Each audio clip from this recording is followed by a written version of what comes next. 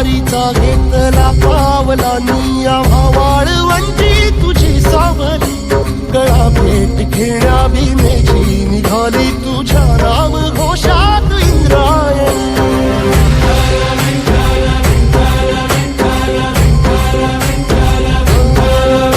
भिडे आसमंती ध्वजा वैष्णवांची उभी पंढरी आज नानावली तुझे नाव ओठी तुझे रूप ध्यानी जीवाला तुझी आस गाला गली